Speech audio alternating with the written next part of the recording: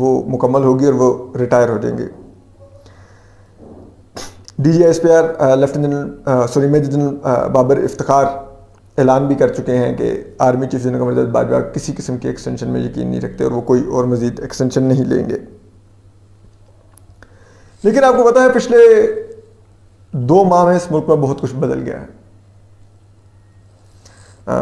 दीगर इस मुल्क में हुक्मरान हुकूमत से निकाले जाते थे, वो कुछ अर्सा इधर से एक GT रोड रैली लेके जाते थे अपने घर रायविंड तक, फिर कुछ दिन रेस्ट करते थे, फिर कहीं बाहर के दौरे पे चलते थे, आते रहते थे, तरह अपने आप को रेस्ट दे के फिर ज़रा सोच समझ के इधर उधर से हल्कों से रब्ते करके सेंस लेके ग्राउंड पे क्या हालात हैं, आवाम का क्या मूड है, फिर वो एक मूवमेंट निकालते थे, शुरू करते थे। इमरान खान साहब ने निकलते सार वो नाच कूद शुरू कर दिया और जनाब ये और वो, आर्मी चीफ को मीर जाफर कहना शुरू कर दिया, मीर सादिक कहना शुरू किया। जब किसी ने फ़ोन करके हाथ दिखाया तो फिर कहा नहीं नहीं नहीं मैं तो शहबाज शरीफ को मीर जाफर कह रहा था, लेकिन सब जानते हैं वो उन्हीं को कह रहे हैं, आर्मी चीफ को कह रहे हैं। फिर उन्होंने लॉन्ग मार्च की भी कहा मैं 2 मिलियन लेके आऊँ, 5000 बंदा ना निकला। फिर एक फ़ोन आया पिंडी से इस्टेब्लिशमेंट का कि दफ़ा हो जाओ वापस, तो इमरान खान साहब वापस भाग गए।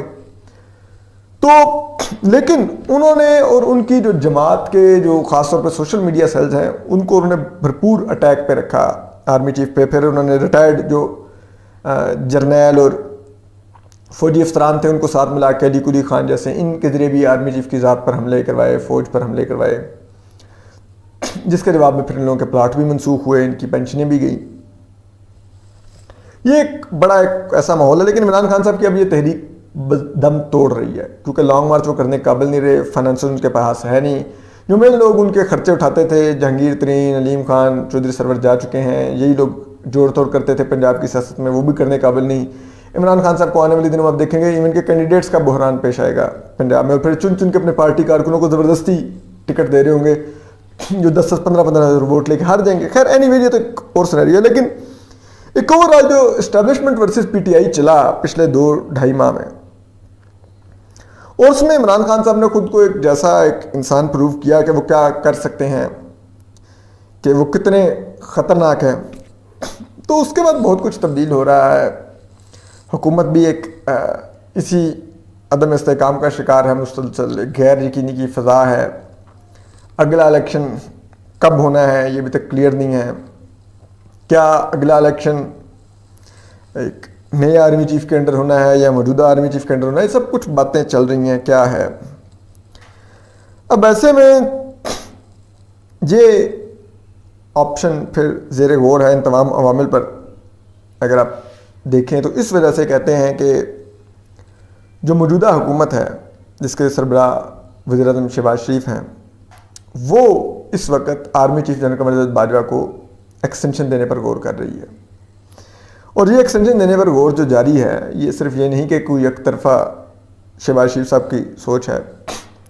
इसमें काबीना के बाज़ लोगों के पास बाज़ ऐसे लोगों से उनके जिनसे राब्ते हैं जो army chief general Qamar Javed Bajwa के भी करीब समझे जाते हैं, उन लोगों ने कहीं बातचीत में ऐसी ख्वाहिशात का इजहार किया कि बेहतर हो कि आप एक्सटेंशन दे दें, क्योंकि अभी भी अगर 28 नवंबर को अगर एक्सटेंशन दी जाए तो army chief general Qamar Javed Bajwa army act में तरमीम के मुताबिक 64 साल की उम्र तक आर्मी चीफ रह सकते हैं, और उनकी अभी भी 64 साल होने में 17 माह बाकी होंगे, यानी कि उनको 17 माह तक की एक्सटेंशन मिल सकती है। लेकिन रवायतन ये समझा जा रहा है कि मोस्ट लाइकली 1 साल की एक्सटेंशन देने की शायद फैसला हो। ऐसी सूरत में जो टॉप 6 लेफ्टिनेंट जनरल्स हैं वो अगले साल अप्रैल तक और कुछ जुलाई सितंबर तक रिटायर हो जाएंगे, जिनमें लेफ्टिनेंट जनरल साहिर शमशाद मिर्ज़ा हैं, लेफ्टिनेंट जनरल अज़हर अब्बास हैं, लेफ्टिनेंट जनरल नुमान राजा हैं, लेफ्टिनेंट जनरल फैज़ हमीद हैं, लेफ्टिनेंट जनरल मोहम्मद आमिर हैं, लेफ्टिनेंट जनरल चिराग हैदर हैं। तो ये इस किस्म की अब बातें तो हो रही हैं, लेकिन आपको इसमें जो एक और चीज़ जो समझने की ज़रूरत है वो आपको कुछ और भी इशारे मिलते हैं कि शायद ऐसा है। देखिए बहुत से अफसरान के प्लाट और मरात यानी कि पेंशन वगैरह मनसूख हुई। देखिए अगर तो एक आर्मी चीफ घर जा रहे हों तो उनको जाते जाते उनको पता है 4-5 माह मेरे बाकी हैं 5 माह तकरीबन, अगर आज की तारीख से देखें तो वो चाहेंगे कि मैं अपना रिमेनिंग टेन्योर पूरा करूं और इदारे पे फोकस करूं, और फिलहाल बाहर जो सियासत और उछल कूद हो रही है मैं उसका, क्योंकि फ़ौज का इदारा उन्होंने खुद कहा कि वो न्यूट्रल कर चुके हैं, तो वो उसमें नहीं आएंगे।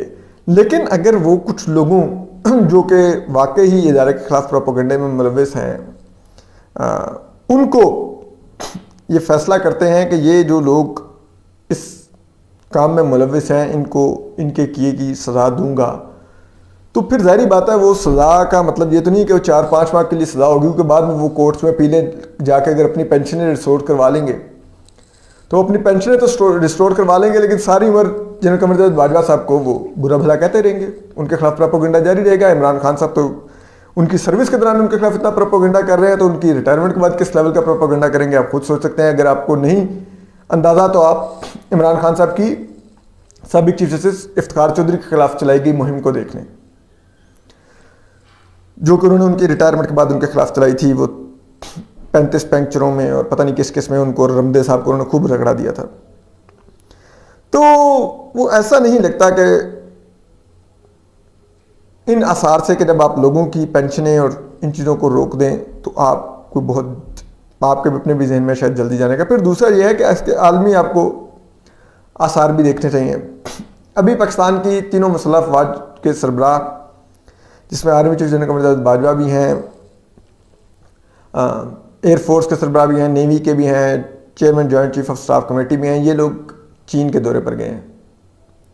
ये बहुत ही गैर मामूली और पाकिस्तान की अस्करी आला क़यादत की तरफ से एक बड़ा दौरा है। इसमें जहाँ पर पाकिस्तान के माशी मसाइल का हल के बारे में गुफ्तगू हुई, पाकिस्तान के लोन रोल ओवर हुए, सीपेक डिस्कस हुआ, सीपेक में दूसरे ममालिक जो हमसाया ममालिक अफ़गानिस्तान, ईरान, इवन के इंडिया भी, और इन ममालिक को भी इंगेज करने पर गौर हुआ कि इनको भी इसमें इंगेज किया जाए। बहुत से स्ट्रेटेजिक चीज़ें भी डिस्कस हुई पाकिस्तान का, जिनसे पाकिस्तान का मुस्तकबिल का अस्करी और माशी मुस्तकबिल जुड़ा हुआ है। तो ये बातचीत जो भी हुई सारी, ये आप समझ सकते हैं कि ये शायद हो सकता है 4-5 माह बाद भी हो सकती थी। जब आर्मी चीफ रिटायर हो जाते तो एक नए चीफ आते हैं, उनके साथ जो बातचीत होती, फिर वो 3 साल की उस बातचीत की जो तय पाती, उसकी 3 साल की कंटिन्यूटी थी। लेकिन अगर मौजूदा army chief general Qamar Javed Bajwa से सब कुछ डिस्कस हो रहा है तो इसका मतलब है चीन के भी कहीं ना कहीं माइंड में या उनकी कुछ अंडरस्टैंडिंग है कि उनको लगता है कि अभी हमारे आर्मी चीफ जो हैं वो शायद कंटिन्यू करेंगे। तो ये अगर आप कुछ आसार